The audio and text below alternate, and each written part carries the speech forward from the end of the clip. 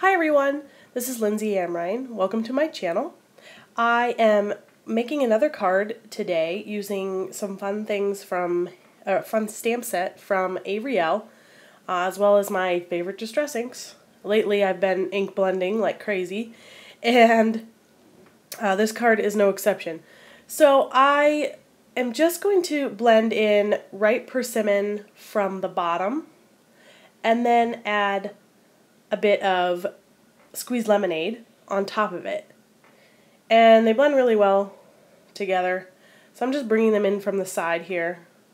And I won't torture you with the long footage of me doing this, so hopefully I've cut out enough so that it's a little bit more interesting. But if you've watched any of my other videos, you know I've explained my ink blending technique. But I'm done now. So I'm moving on to die cutting this really lovely border die from Pretty Pink Posh. I just got it, and it's just lovely. I love the fun border that it leaves, and it has stitching. It's stitched lines, and it's so cute. So I'm doing the top and the bottom of this panel, and I'm just securing it with some post-it tape as I run it through my Sizzix Big Shot.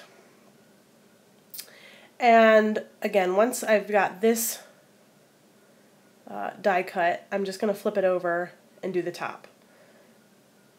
And after I die cut it, it seemed a shame to waste that really dark portion of the panel, but anyway, I still like it. So moving on, I'm going to start stamping. This is the Bring on the Cake set from Avery, Elle. I love this stamp set. I think I've used it every day on my on my blog for the last week.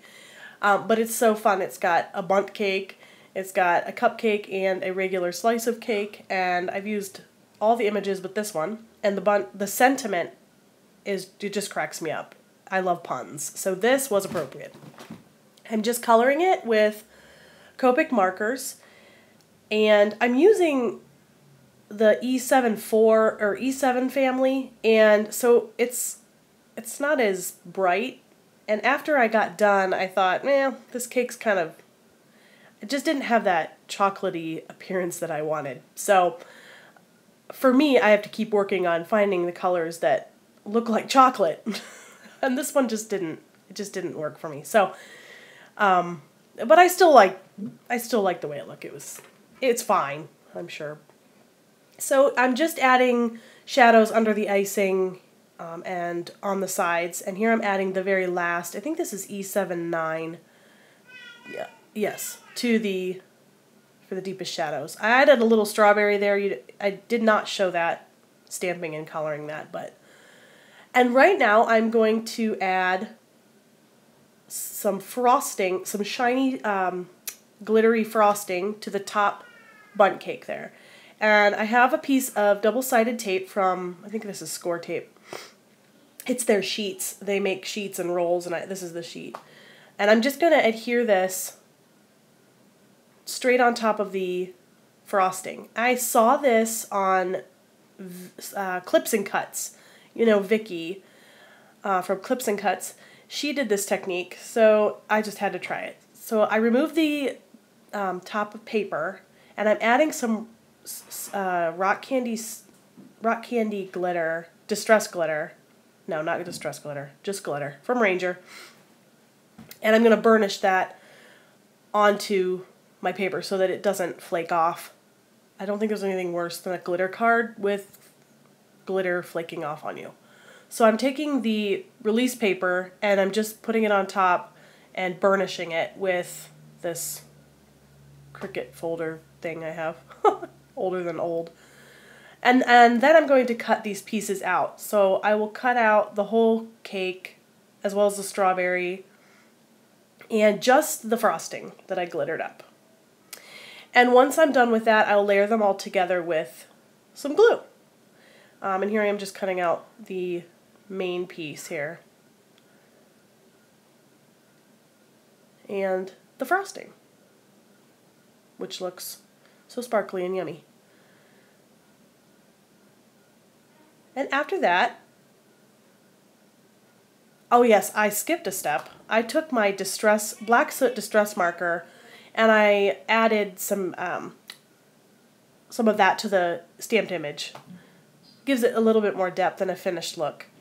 And I don't know if I mentioned it in my other videos, but I had been using my Copic 100 marker and the nib is so big. Anyway, I just I didn't trust myself with it really, adding that black to the outline. So the distress marker is a little bit easier to manage, I think. So here I've added the frosting to the cake. And now I'm just going to adhere my strawberry with a bit of foam and set that aside. I'm going to stamp my sentiment onto my card base using some black licorice from My Favorite Things. I love this black ink. And after I'm done with that, I will adhere my cupcake with more of this really nice, I love this adhesive, it's the Tombow Extreme. I really like it. It's not coming off. And I realized I had ink on my fingers. That's why I'm using this particular spot to put my cake, because there's a bunch of black junk on the panel, because I'm notorious like that. So I wipe my hands off and cut that out. Anyway, I'm adding some foam, fun foam, to the back of this panel, which will help me pop it up onto my card base. And seriously, fun foam is so cheap. It's so cheap. I don't like being a miser with my foam tape because of saggage. Like, I just can't stand saggage. So I would use a lot of foam tape. Well, I was going through it like crazy. And anyway, this has saved my adhesive budget immensely. So we love craft foam. If you're not using it, go. Run and get some. It's great. Alright, so now I'm just adhering this to my white card base, and that pretty much finishes up the card.